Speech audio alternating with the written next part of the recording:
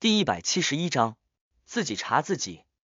皇后区霍尔伯爵的豪华别墅内，最顶级的费内波特圣德西山咖啡飘散出浓郁的香气，和王后红茶的美好味道交汇成了让人陶醉的气味乐章。它们缭绕着典雅的3层托架，烘托着一份份又美味又精致的甜点。这是奥黛丽的下午茶。她在神秘学上的贵族好友们应约而来，围坐于旁，言笑晏晏。经过奥黛丽悄然的引导，穆雷等人对昨晚出现的侠盗黑皇帝产生了强烈的兴趣，纷纷将目光投向加入了军情9处的贵族子弟康斯里尔森。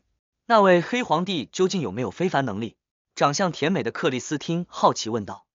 他们几人的父亲至少是子爵，让喜欢神秘学的他们有足够的地位和渠道了解到非凡力量和魔药的存在，但他们都和奥黛丽当初一样，不愿意加入职业者、代法者、机械之星和军情9处，不愿意将大量的时间浪费在执行公务上。而除此之外，他们所属的家族都非能追溯至1000年前，甚至第4纪鲁温王国刚建立纳会的古老贵族，也没有完全的死忠于王室或成为军方高层，也就没有得到过配方的赐予。哪怕有非凡材料，也未必认得出来，认出来了也不知道该怎么用。这就限制了穆雷、克里斯汀等人成为非凡者的可能，让他们只能向往，却很难迈出那关键一步。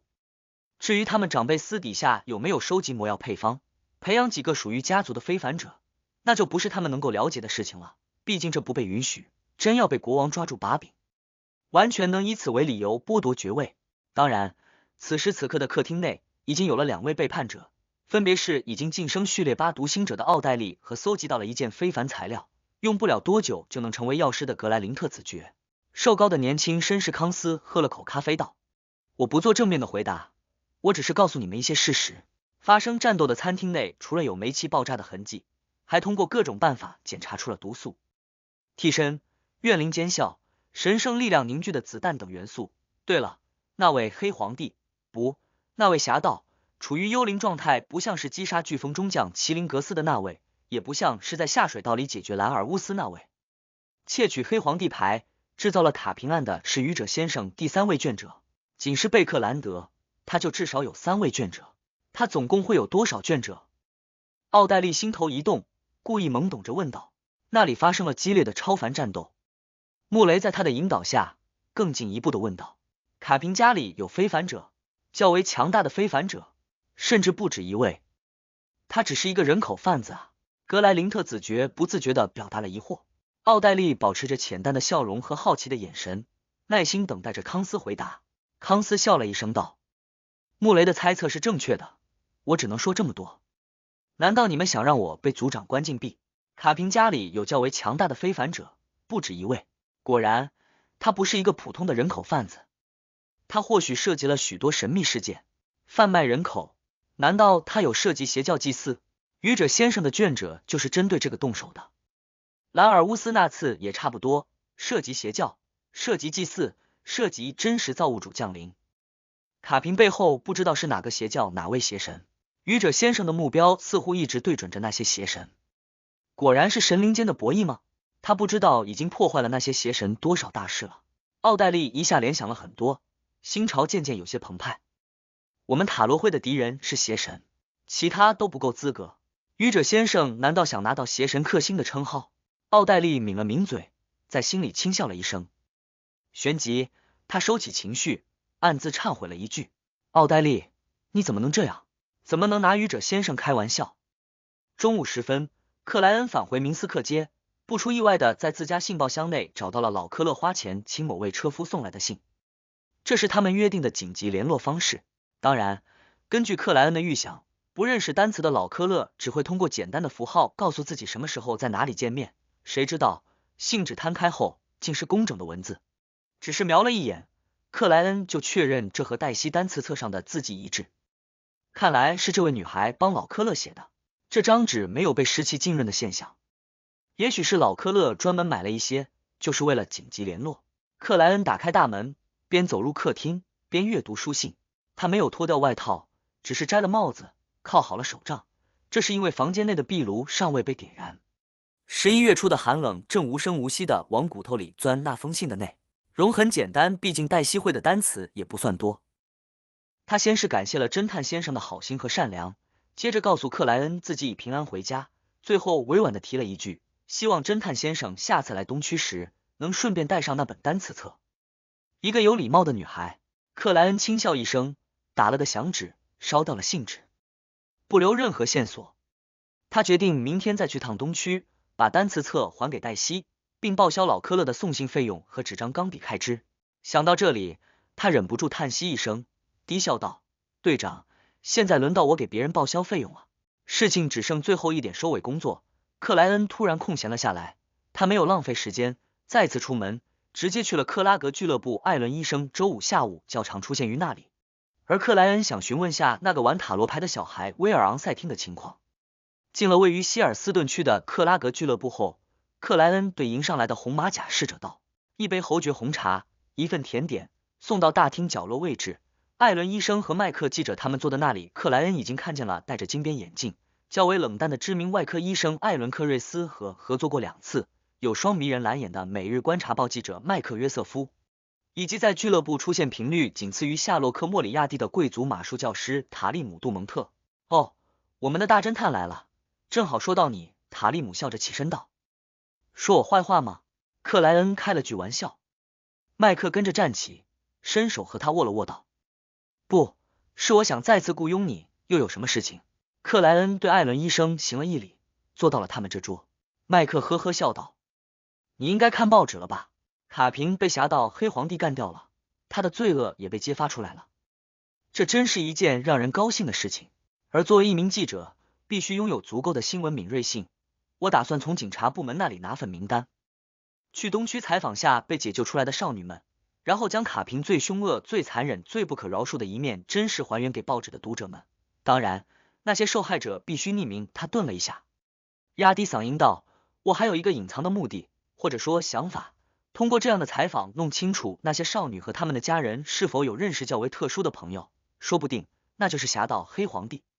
你算是找对人了。”克莱恩险些抽动嘴角，他微笑对麦克道：“我们已经就东区的事情合作过，有足够的熟悉和信任，我没有拒绝的理由，合作愉快。”麦克表情舒展的伸手道：“我们从明天或者后天开始，报酬和上次一样，总计10磅。”这时，一直旁听的艾伦医生开口道：“夏洛克，我也想雇佣你，就今天傍晚或者晚餐后，我最近行情看涨啊。”克莱恩好笑问道：“会和麦克的委托冲突吗？”不，艾伦摇了摇头，我最近运气一直不错，这让我更加怀疑之前倒霉是因为那个孩子的逆位命运之轮牌和他的那句话。对此，我很不解，很困扰。我对他可以说是非常好，抱有极大的善心，他为什么要这样对我？我想去他家拜访他，确认他是无意的。不过，我始终害怕类似的事情，怕出现什么意外，所以想请你保护我，就今晚，不会和麦克的委托冲突，怎么样？这正是我想做的事情。挑战不可能，做了好人好事后，我人品变得很不错了啊，真成执掌好运的黄黑之王了。克莱恩一阵惊喜，矜持笑道：“没有问题，我们可以谈报酬了。”白银城，戴里克伯格再次审视起那条半透明的有12条圆环的小虫，审视起这阿蒙分身的遗留。他原本想请教愚者先生这究竟是什么，但考虑到已经麻烦过这位神灵般的人物一次，又脸皮较薄的放弃了预定的打算，准备等下次塔罗聚会时再具现出来询问倒吊人先生、正义小姐他们。藏好那条小虫，戴里克忽然想到了一件事情，跟着牧羊人洛威亚长老去探索那座半毁灭的堕落造物主神庙的小队差不多该回来了，那里距离白银城不算太远，属于之前没有涉足的方向。他决定去看一下，里面有他不少熟人。第172章，一个有关爱情的故事。看着一道道闪电照亮黑沉的天空，戴里克没直接去敲几位熟人的门，而是沿着最宽阔的那条大道一路走至白银城边缘的训练场。每支探索小队回来之后都会在这里停留一段时间，既方便他们交流和汇报在黑暗深处遇见的是何物，也等于变相隔离，防备某些诡异的东西附着在哪位成员身上。等时间推移到一定程度就猛烈爆发，这是白银城2000多年来摸索和总结出的经验，不算复杂，但相当管用。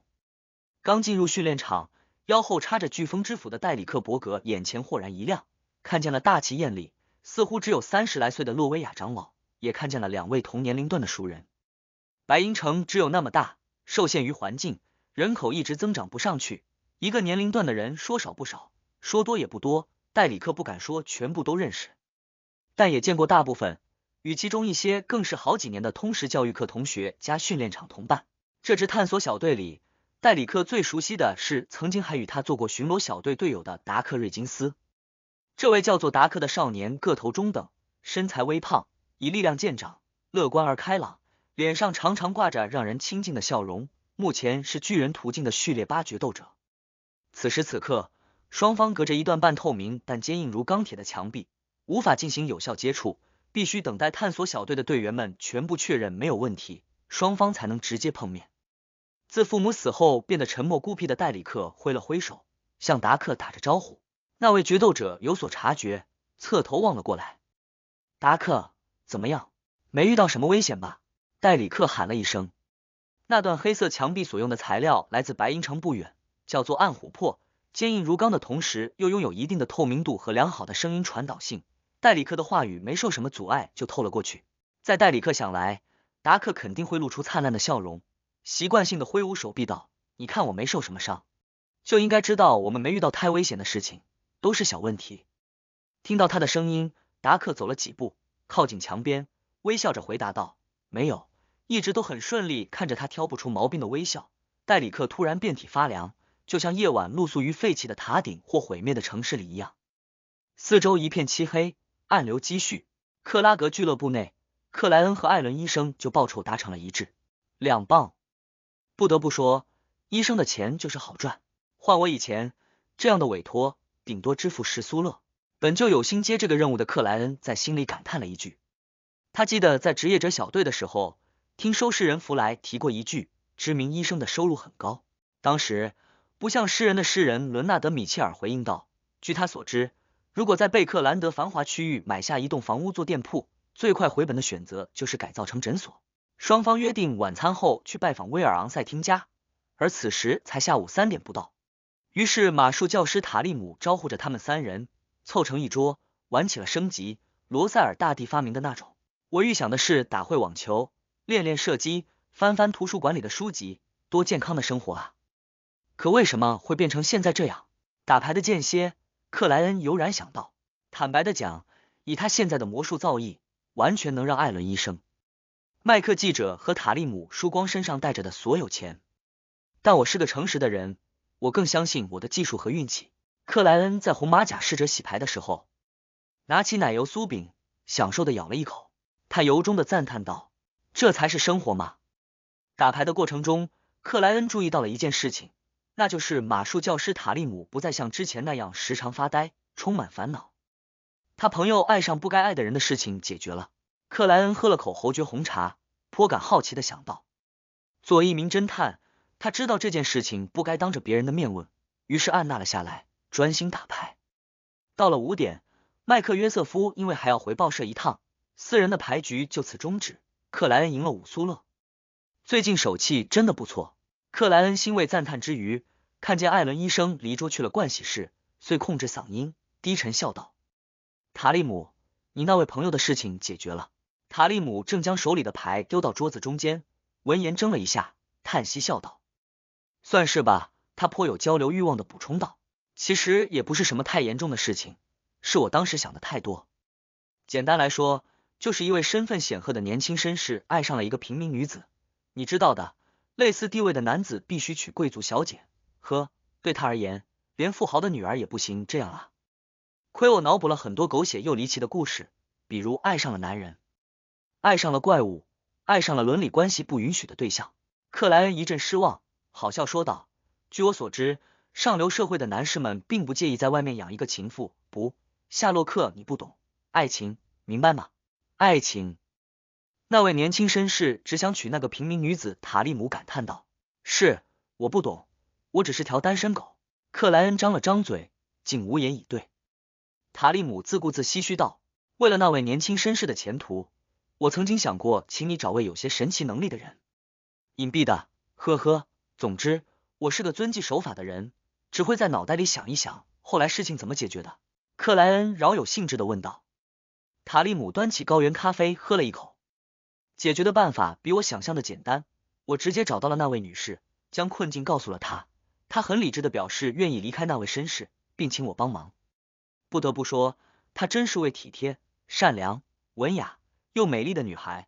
如果不考虑身份，也许我都会跪在她的面前，亲吻她的手背。好吧，看来我是帮不上忙了。克莱恩端起了装红茶的白釉瓷镶金线杯子。作为一个地球来客，他对棒打鸳鸯、破坏别人爱情的委托完全不感兴趣。但是当八卦厅又是另外一回事了。在克拉格俱乐部用过晚餐，品尝到限量供应的苏尼亚大龙虾后，克莱恩和艾伦医生一块乘坐后者的马车，前往位于北区道顿街66号的威尔昂塞汀家。这是艾伦医生很早就记住的地址，他并没有回医院翻看相应的病历，而据克莱恩猜测，威尔昂塞汀有关的资料多半已经被职业者们抽走。作为前职业者，我很清楚他们的做事流程。克莱恩苦笑着感叹了一声，拉响门铃，两人等待了一阵，就看见房门被打开，穿着黑白色衣裙的女仆疑惑的询问道：“两位先生，你们找谁？”见艾伦还是那副惯常的冷淡模样，克莱恩主动开口道：“我们找威尔昂塞汀，这是他的主治医师，来做回访，确认他的健康情况。我不知道他，我才来这里几天，我去找我的主人来。你们稍等。”那女仆一脸茫然的回答。两人等待之中，艾伦突然出声道：“你刚才找的那个理由，我差点就相信了，这是做侦探的基本素养。”克莱恩轻笑了一声。这时，一位50来岁的年老绅士走到门口，沉声说道：“威尔昂塞汀一家已经搬走了。”他报了个日期。艾伦略一计算，就皱起了眉头。刚手术完出院2天，怎么能劳累着搬家？他表现的真像在上门回访。克莱恩则略微疑惑的问道：“先生，您怎么知道的这么清楚？”正常来说，后续的租客肯定会隔一段时间才搬来。那位老先生没好气的回答道：“之前已经有人来问过，我还特意去找了房东职业者们。”克莱恩不抱什么希望的追问道：“您知道威尔昂塞汀一家搬去哪里了吗？”不，老先生只吐出了一个单词。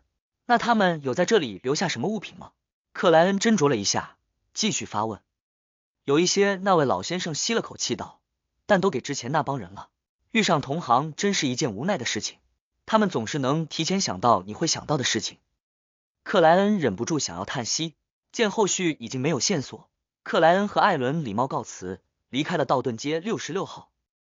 看来你的疑惑要等很久才会解开。克莱恩侧头对艾伦医生道。艾伦沉默了几秒，缓缓吐了口气。经过刚才的事情，我不是那么困扰了。我是个医生，做好我自己的事情就足够了。我应该回访健康，而不是质问情况。别人是什么想法，为什么不善良，不是我应该关注的问题。以后尽量只维持医生和病人的关系就行了。你能这么想，那就最好了。克莱恩发自内心的附和了一句，然后随口问道：“当时威尔昂塞汀的左腿究竟出了什么问题？”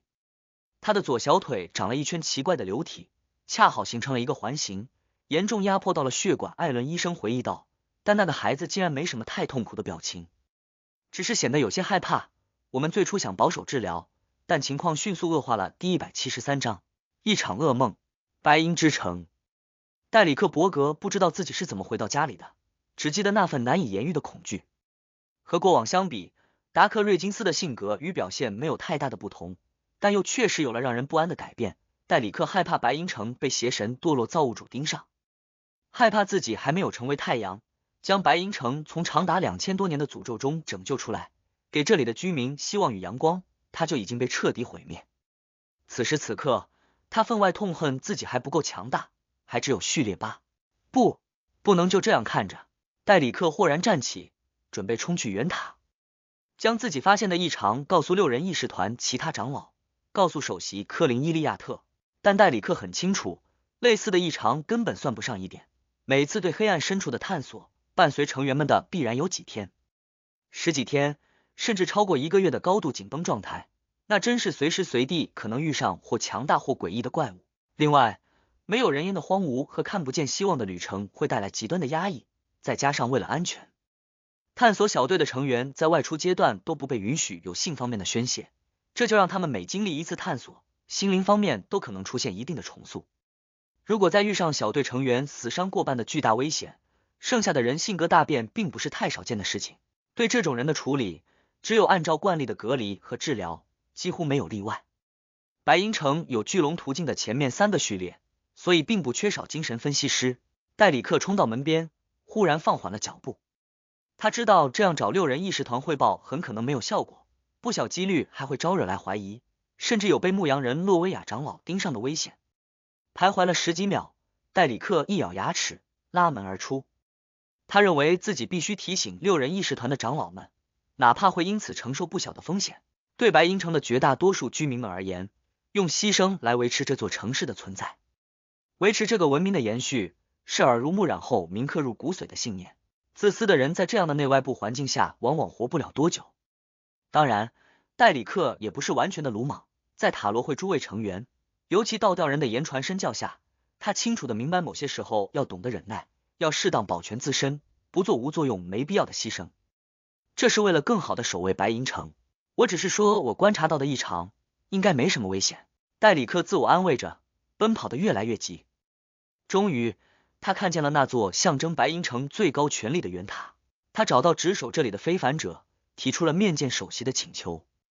让戴里克意外的是，那位非凡者没有像正常那样询问为什么，经过简单的通传，就带着他沿着阶梯盘旋往上，抵达了属于首席的那个房间。很奇怪，和以前不一样。戴里克觉得这细节的变化让自己更加不安。进入房间，他看见了站在一面墙壁前的首席科林伊利亚特。这位法令纹很深、蓝眸沧桑、白发凌乱的高大老者背对2把交叉着悬挂于墙上的直剑，穿着惯常的亚麻色衬衣和棕色外套，很难让人相信他是一位猎杀过诸多恶魔和怪物的强者。戴里克伯格，你有什么事情必须面对面告诉我？科林嗓音醇厚地问道。首席阁下戴里克行了一礼，我今天在训练场遇到了探索那个神庙的小队，我发现我认识的达克瑞金斯有了奇怪的变化，他不再像以前那么开朗，他的笑容客气的就像一个陌生人，还有洛威亚长老也不再时常变换说话的状态了。科林深深看了戴里克一眼，低沉问道，就只有这2件事情？是的，戴里克低下了脑袋，我认为这可能存在异常。科林挥了挥手道，我知道了，我会让艾弗洛去做检查，你回去吧，以后这种事情直接报备给圆塔的守卫者就行了。艾弗洛是白银城最资深、最接近序列6的精神分析师，可惜的是，这里没有序列7之后的魔药配方。获得这样的答复，戴里克沉郁离开了。科林看着他的背影消失在门边，忽然颇为失望的叹了口气。和艾伦医生交流了一阵威尔昂塞汀的情况后，没额外发现的克莱恩中途下了马车，乘坐蒸汽地铁。于3站路后抵达了明斯克街附近，换乘无轨公共马车返家。因为时间还早，他先用占卜确认了之前那位租客没有说谎，接着很勤奋地继续学习起秘密之书。自从有了这本堪称从入门到精通的神秘学书籍，克莱恩对灰雾之上那片神秘空间的利用越来越巧妙，完成了不少优秀的操作。现在限制我的是本身的序列，本身的实力和灵性。夜深时，克莱恩藏好秘密之书，边感慨边去盥洗室清理自己，准备睡觉。这一晚他睡得很香，哪怕清晨的教堂整点钟声，也只是让他翻了个身。冬天就适合待在被窝里，克莱恩嘟囔着起床。为了犒劳侠盗黑皇帝，他的早餐多了份加糖的水煮溏心蛋，以及为白面包专门买的草莓果酱。就在他悠闲享受食物时，门铃突然被拉响。我不是告诉过麦克，让他在早餐后来吗？克莱恩嘀咕了一句，喝了口甜甜的汤汁，用餐巾擦了擦嘴。根据他和记者麦克的约定，对方会在早餐后半个小时抵达，开启对那些被解救的东区少女的采访。如果麦克超过半个小时还未出现，就说明事情将推迟1天。克莱恩走到门边，还未伸手，脑海内就自然勾勒出了门外的来访者。他不是麦克约瑟夫记者，是艾伦克瑞斯医生。早上好，艾伦，你昨天睡得很晚。克莱恩发现艾伦的脸色颇差，于是悄然开启灵视，看了一眼。艾伦取下帽子，放好手杖，本准备脱掉外套，但却被房间里的冰冷空气劝阻了回去。克莱恩干笑了2声道，我今天准备出门，你知道的，麦克可能会来找我，所以没弄壁炉。艾伦点了点头，没有多说，一路跟着克莱恩进入客厅，找了个位置坐下，才开口道，夏洛克，我昨晚做了个噩梦，我梦到了那个孩子威尔昂塞汀。噩梦？这就在我的知识范围内了。解梦我是专业的，比推理更专业。克莱恩前倾身体，交握双手道：什么样的噩梦？艾伦回忆着说道：有些细节和过程我已经记不起来了，我印象最深刻的是一座漆黑高耸的尖塔，上面盘着一条银白色的巨蛇，它正缓缓蠕动着，用冰冷的无情的红色眼睛看着我。不知道为什么，我进了那座尖塔，沿着楼梯时而上行，时而往下，穿过了一面又一面墙壁，通过了一扇又一扇紧锁的门，最终我在一个黑暗的角落里发现了那个叫做威尔昂塞汀的孩子。他单腿跳了几步，蜷缩到了靠墙的位置，身边撒着那副塔罗牌。看到是我，他又害怕又高兴，喊了一声艾伦医生。整个梦境差不多就是这样，之后我就醒了。克莱恩认真听着，思索着问道：威尔昂塞汀没有说别的话语吗？艾伦皱眉想了一阵，突然脱口道：有，他说艾伦医生，有蛇想吃我。脑袋正对着我，他的嘴巴很大，但里面没有牙齿，没有舌头，一片血红。银白色的巨蛇，漆黑的高塔，层层防卫下的威尔昂塞汀。克莱恩斟酌着对艾伦医生道：这并不是太奇怪的梦，应该是你和威尔昂塞汀交流的时候，无意识察觉到了他处在某种困境里，被什么东西威胁着，所以才会梦到类似的场景。躲在高塔深处，躲在无数墙壁和大门之后的孩子，盘绕在高塔顶端的银白色巨蛇。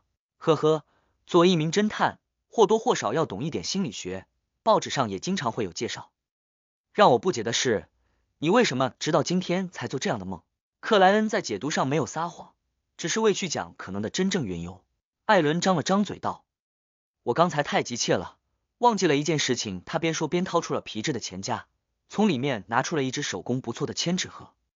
发现威尔昂塞汀一家已经搬走后，我才想起他在出院前送了我这个东西，说医生，这能给你带来好运。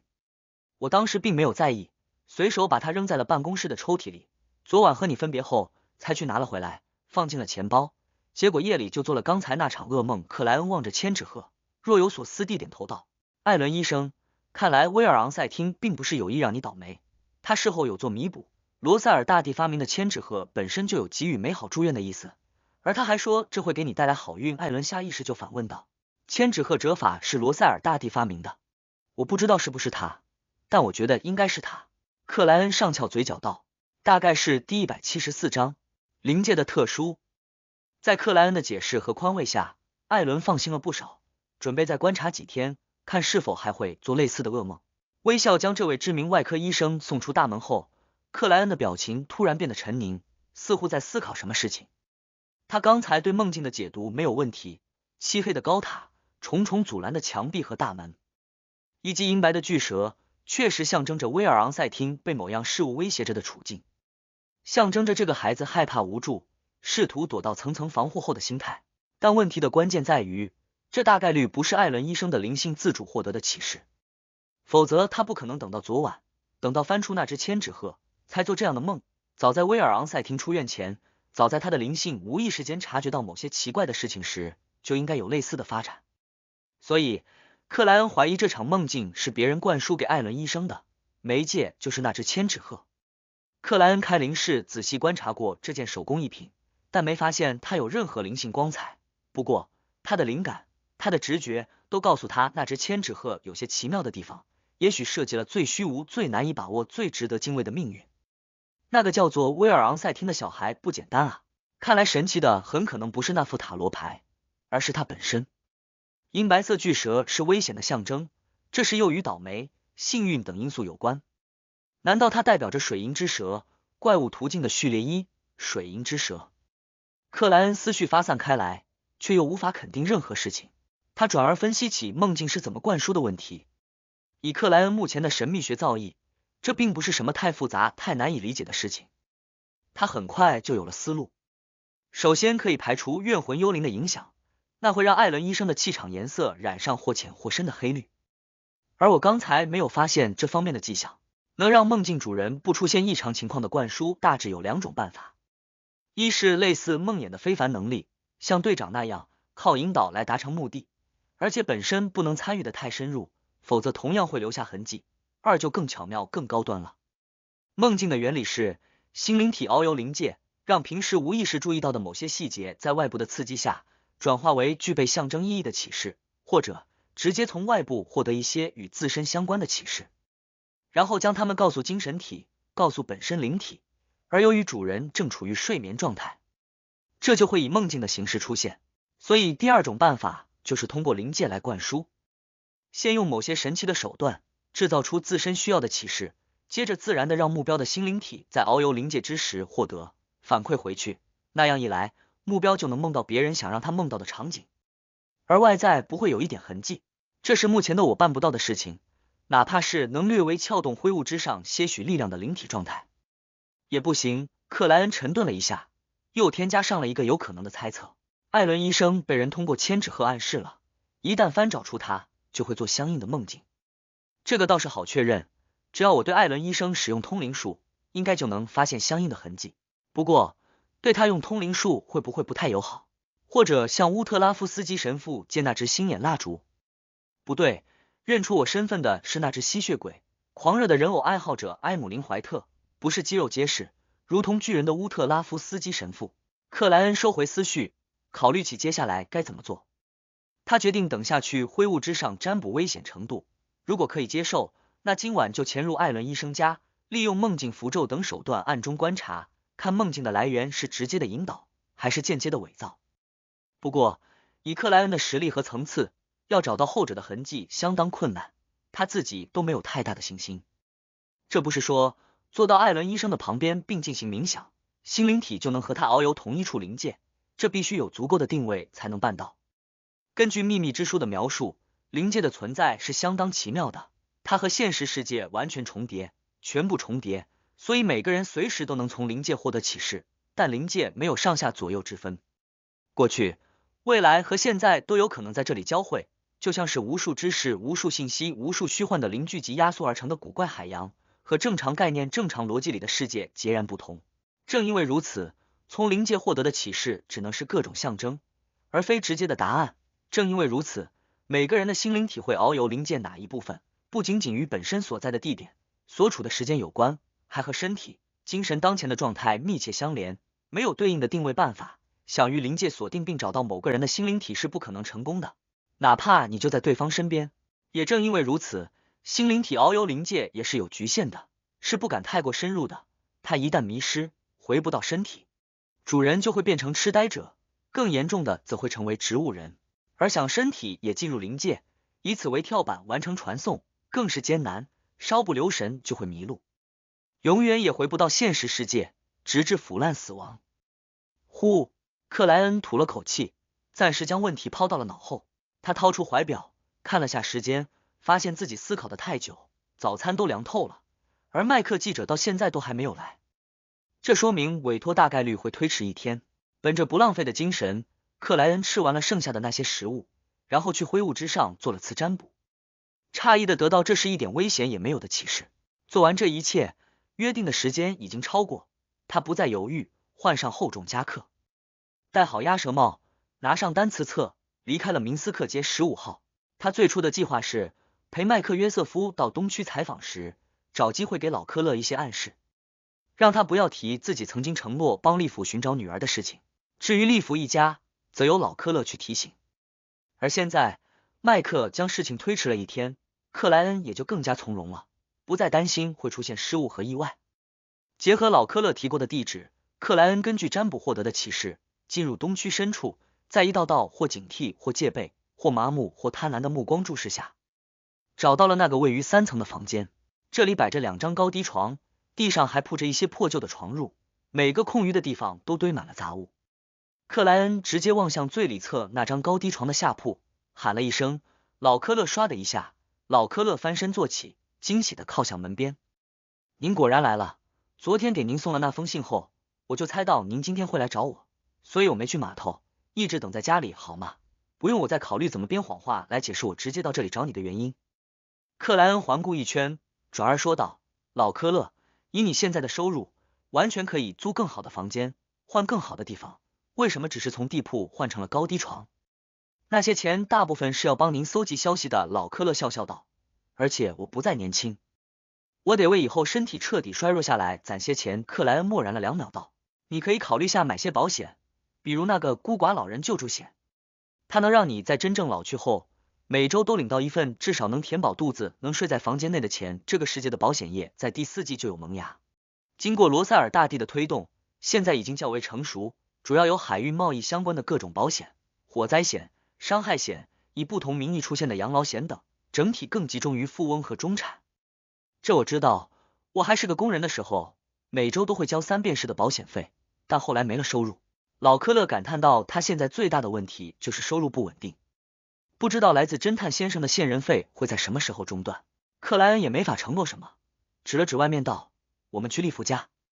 把单词册还给那个女孩，出了房间，克莱恩状似随意的提了一句，真是让人笑话啊，我前天才说做次义工，帮忙找黛西，结果昨天他就被警察送回来了，以后不要提这件事情，我可不想被人笑话。好的，老科勒先答应了下来，接着才道，您的好心和善良不会有人笑话的。穿过一条条肮脏的街道，两人来到了利弗家。克莱恩看见刚被解救出来的那位少女又开始了随时可能烫到自己的熨衣物工作，看见这里晾着的衣物一件件垂下，滴着水珠，与之前没什么两样，一时竟不知道该说点什么。黛西过了一阵，他才开口喊道，你的单词册。黛西眼睛一亮，可又不便离开，忙碌了一阵才停止工作，来到门边，不断说着谢谢。等利弗和弗莱亚也放下手头的工作，过来表示了感谢，克莱恩才将刚刚对老科勒说的那番话重复了一遍。得到肯定的回答后，他拿出早就准备好的2磅零钱，递给了利弗，明天会有位记者来采访黛西，这是他预先给的报酬，不过你们不要当着他的面提，要不然很多事情不好处理。呵呵，他明天说不定还会再给一些，但没有这么多了，我愿意揭发那个坏蛋的恶行，不要钱。黛西猛地摇头道。克莱恩笑了一声，这是规则，不能破坏规则，明白吗？他转而看着利弗道，收下吧，你的想法很对，只有黛西和弗莱亚认识更多的单词，学到更多的东西，你们才能摆脱现在的处境。他本来准备说很多事情，想建议利弗一家搬去东区边缘，反正请得起人洗衣服的顾客不会住在东区，但最终什么都没提。他本来打算给对方更多的帮助，可还是克制住了自己的行为。类似利弗一家的人在东区何止几千，有几万、几十万，甚至上百万，单纯的个人想帮助他们，哪怕是大银行家也激不起什么水花。而这只是东区，上面还有整个贝克兰德，还有鲁温王国。谢谢，替我谢谢那位记者先生。利弗沉默了一阵，收下了那笔钱。克莱恩没多停留，匆匆离开，似乎这里藏着一个鬼怪，会吞噬他的心灵。和老科勒一起走到外面后，他回头看了一眼，忽然吐了口气，小声说道，从来就没有什么救世主。第175章探索梦境。什么？老科勒没听清楚的问了一句。克莱恩目视前方有些坑洼的道路，自嘲的呵了一声，没什么，希望利弗一家能摆脱现在的处境，过得越来越好。他刚才确实是有感而发，作为大吃货帝国新时代的接班人，想到革命，想到发动群众，想到改天换地，是再正常不过的本能反应。可仔细想想，具体问题具体分析，他又觉得仅靠平民是无法自救的，因为这个世界存在超凡力量，而且有的相当诡异，不是靠枪炮能够解决的，就像一种途径的序列5怨魂一样。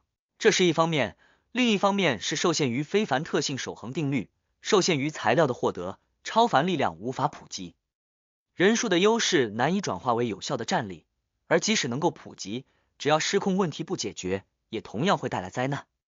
如果不存在高序列强者，这些其实都有办法在一定程度上解决。可是现实世界不仅有半神半人，还有各种让人死都不知道怎么死的封印物，而且神灵真真实实，高高在上。这样一来，平民用罢工、游行等手段抗争还不会有太大问题，可一旦拿起武器，建立军队，必然遭遇难以抗衡的反扑，大规模的天灾、大规模的心理暗示不是不可能出现。而能与官方非凡机构抗衡的又多是隐秘组织，往往自带邪恶属性，与他们合流，死亡或许还不是最悲惨的结局。所以走革命这条路，要想成功，最有希望的办法是争取到某个或某几个教会的支持。仅靠罢工和游行，既得利益阶层又能做出多少让步呢？收买会相对容易很多。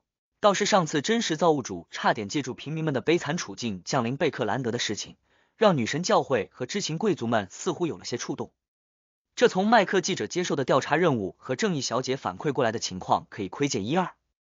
克莱恩漫无边际地想着东区、码头区和工厂区的事情，到了最后，他忍不住嘿了一声，于心里感叹道：想来想去，还是借助邪神降临的威胁，最有可能为平民们争取到处境的改善。但邪神又是最迫不及待想汲取他们血肉，吞噬他们灵魂的存在，最有可能带来谁都逃不掉的灾难。这还真是一个绝妙的讽刺。皇后区霍尔伯爵的豪华别墅内，因为伊斯兰特医生之后有另外的事情，奥黛丽提前上起了本周第2堂心理课。苏茜比她更加激动，早早就冲进了书房，连平时爱玩的圆球游戏都丢在了一旁。这堂课上，奥黛丽故意表现出了自身的好奇，时不时就询问伊斯兰特上次讲的那些与神秘领域有关的心理学知识。到了课程的收尾阶段，伊斯兰特终于斟酌着开口道：奥黛丽小姐，我们有组织一个这方面的研讨会，许多成员对心理学与神秘学的交叉领域有较为专业的研究，你是否有兴趣加入？当然，奥黛丽毫不犹豫就点头回答，完美符合自己预定的天真好奇少女的人设。伊斯兰特露出了微笑，记得保密，你知道的，你的长辈们对神秘学有相当大的偏见。等下次课，我就带你去，没有问题。奥黛丽略显激动地给出了肯定的答复。送长发及腰的伊斯兰特离开书房后，他关上门，面朝书柜旁的镜子，文雅安静了2秒。接着，他提起裙摆，迈步做了个宫廷舞里的转圈动作，然后看着镜中的自己，嫣然一笑道：奥黛丽，你真棒。奥黛丽知道自己迈出了进入心理炼金会的第一步，虽然研讨会多半只是一个外围圈子，后续肯定还有不少的考验，但这确确实实让他推开了心理炼金会的大门。而在这个过程里，他没有借助外在的力量，全凭本身的观察和表演，完美瞒过了伊斯兰特心理医生，所以他非常自豪和骄傲。那个研讨会听起来很有意思，苏茜凑了过来，摇着尾巴道：奥黛丽，我能加入吗？加入？看着一身金毛、眼睛贼圆的爱犬，奥黛丽顿时陷入了沉思。她长长嗯了一声：苏茜，暂时不行，你太显眼了。说到这里，他话锋一转，浅浅笑道：但我可以带着你一起去。周六晚上，克莱恩拿上万能钥匙和黑色手杖，走出了明斯克街15号，没有后者。他估计自己今天就回不来了。他这是要去找艾伦医生，进入对方的梦境，弄清楚与威尔昂塞汀相关的噩梦究竟是怎么来的。至于艾伦医生住在哪里这种事情，他昨天就已经打听清楚了，希尔斯顿区伯宁汉路3号。等克莱恩抵达那里，时间已经过了11点，周围街区灯火暗淡，昏沉安静。抛了个硬币，做了次占卜后，克莱恩穿过外面的铁栅栏，绕到侧方，用万能钥匙在墙上开了个无形的通道，进入了以黑灯瞎火的走廊。凭借着敏捷的步伐，他无声无息上到2楼，躲到了一间没人居住的客房内。等确认艾伦医生和他的妻子已然入睡，克莱恩才穿透墙壁，进入了他们的卧室。他做的第一件事情是拿出沉眠符咒，低念开启咒文，让艾伦医生的妻子陷入了真正的沉眠，不会突然醒来，打扰到她后续对她丈夫的入梦。接着，克莱恩坐到梳妆台前的椅子上，手握梦境符咒，小声吐出了一个古赫密斯语单词：绯红。话音刚落，他顿觉掌中的符咒变得轻飘，就像一下成为了没有重量的虚幻之物。随着灵性的灌入，透明的火焰包裹住了那枚符咒，燃烧出幽深宁静的黑色。这黑色在克莱恩意志的驱使下蔓延而出，笼罩住了艾伦医生，也同样笼罩住了他自己。飞快进入冥想状态的克莱恩看见了无垠的深黑，看见了孤独的椭圆形光球。他的灵性延伸过去，触碰到了那虚幻朦胧的事物，周围的世界豁然颠倒又扭曲了回来。克莱恩不知不觉已置身于一片荒芜的平原，脚下是漆黑的石头，连根杂草都没有。平原的中央耸立着一座黑色尖塔，上面盘绕着一条巨大的银白色长蛇，他的头部已然竖了起来，鲜红的双眼冰冷地注视着这个方向。和艾伦医生描述不同的是，这银白巨蛇没有实质的鳞片，身上是密密麻麻的花纹和符号，它们构成了彼此相连的一个个转轮，而每个转轮的周围又有不同的标识。巨蛇尾巴和头部的转轮各自只有一半，看起来颇不协调，似乎能逼死强迫症患者。但克莱恩想象了一下，如果那条银白色巨蛇能用嘴巴咬住自己的尾部，那转轮就将完整，一切都会变得圆满，不再有残缺，不再有变化。克莱恩的身旁，艾伦医生目光茫然地望着前方，一步一步地靠近着那座漆黑尖塔。可以确认，没谁引导艾伦医生，排除掉梦魇类非凡能力。克莱恩飞快做出了一个判断，他没去阻拦艾伦医生，跟在他的侧后方，向着漆黑尖塔，向着银白巨蛇走了过去。他们两人仅仅才走了几步，目标就已然来到眼前。那条银白色的巨蛇探下了上半身，似乎在琢磨该怎么享用送到嘴边的甜点。他嘴巴大张，却没有腥味传出，他红眸冰冷无情，看每一样东西都仿佛猎物，却又不带丝毫的杀戮和残忍意味。在他面前，似乎任何事物都是渺小的，并因渺小而平等。巨蛇最终没有发动攻击，克莱恩跟着艾伦医生穿过一扇古旧腐朽的木门，进入了漆黑高塔内部。正如艾伦之前讲述的那样，这里布局异常混乱，阶梯先是盘旋往上，又斜着下坠，大厅、图书馆和各个房间有的正常，有的倒立，有的镶嵌在了其他部分里。这是不可能存在于现实世界中的建筑。通过一扇扇大门，穿过一面面墙壁，克莱恩已经不知道自己到了黑色高塔的哪个位置，或许是尖顶，也或许是地下室。浓郁的黑暗中，他突然发现前方的角落里蜷缩着一道人影。那人影察觉到艾伦医生过来，忙支撑着站起，单腿跳着靠近。直到那人影近在咫尺，克莱恩才看清楚了他的样子，虎头虎脑，10岁出头，满脸稚气，带着明显的害怕神色。这人影身高1.4米左右，左小腿空空荡荡，俨然便是那个动了手术的小孩威尔昂塞汀。他手里拿着一副塔罗牌，漆黑如墨的眸子里是又惊又喜，又畏惧又惶恐的情绪。艾伦医生，有蛇想吃我！突然，他惨叫一声，眼睛内映照出了那条巨大的神秘的银色长蛇。哗啦，他手中的塔罗牌掉了一地，只剩下一张紧紧握在掌心。克莱恩凝目望去，发现那张牌上同样有一个转轮，那是命运之轮牌。